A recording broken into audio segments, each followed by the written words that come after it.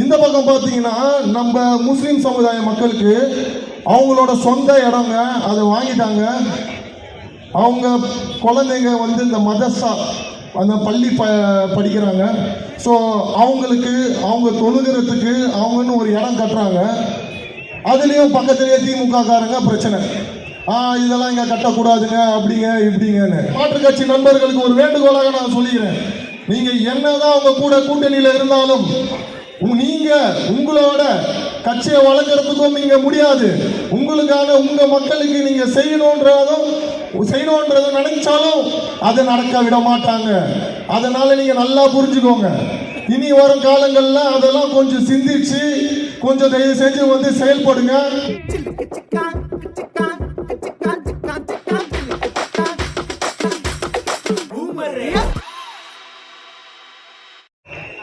சமூக நீதி, சமத்துவம், மத சார்பின்மை இதையெல்லாம் பேசிட்டு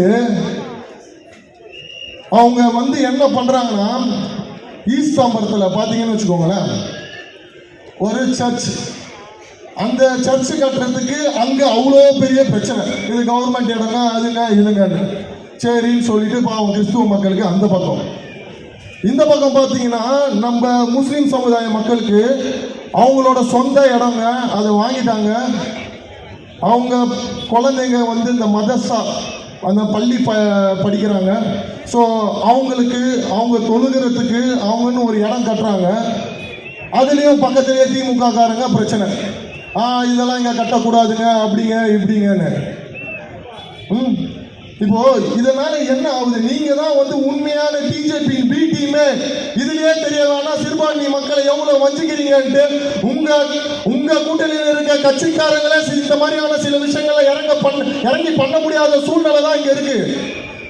உங்க கூட்டணியில் இருக்க மாற்றுக் கட்சி நண்பர்களுக்கு ஒரு வேண்டுகோளாக நான் சொல்லிக்கிறேன், நீங்க என்னதான் உங்க கூட கூட்டணியில் இருந்தாலும் நீங்க உங்களோட கட்சியை வளர்க்கறதுக்கும் நீங்க முடியாது. உங்களுக்கான உங்க மக்களுக்கு நீங்க செய்யணும்ன்றத நினைச்சாலும் அதை நடக்க விட மாட்டாங்க. அதனால நீங்க நல்லா புரிஞ்சுக்கோங்க. இனி வரும் காலங்கள்ல அதெல்லாம் கொஞ்சம் சிந்திச்சு கொஞ்சம் தயவு செஞ்சு வந்து செயல்படுங்க. இதுக்கப்புறமா வந்து எங்க சிறுபான்மை மக்களின் இந்த பிரிவினையை ஏற்படுத்தாதீங்க. குழந்தையில இருந்து நாங்க வளரும் மூல ஒரு முஸ்லீம் பண்டிகைனா அவங்க வீட்டுல இருந்து பிரியாணி எடுத்துட்டு வந்து எங்களுக்கு கொடுக்குறதோ, பொங்கலோ தீபாவளினா நாங்க அவங்க வீட்டுக்கு போய் உட்காந்து பலகாரத்தை கொடுக்குறதோ, இப்படிதான் வாழ்ந்துட்டு இருக்கோம். இங்க எந்த ஒரு சமுதாயத்தையும் எந்த ஒரு மதத்தையும் இங்க திணிக்க முடியாது என்பதை நான் இந்த நேரத்தில் ஆணித்தனமாக இங்க கூறுகிறேன்.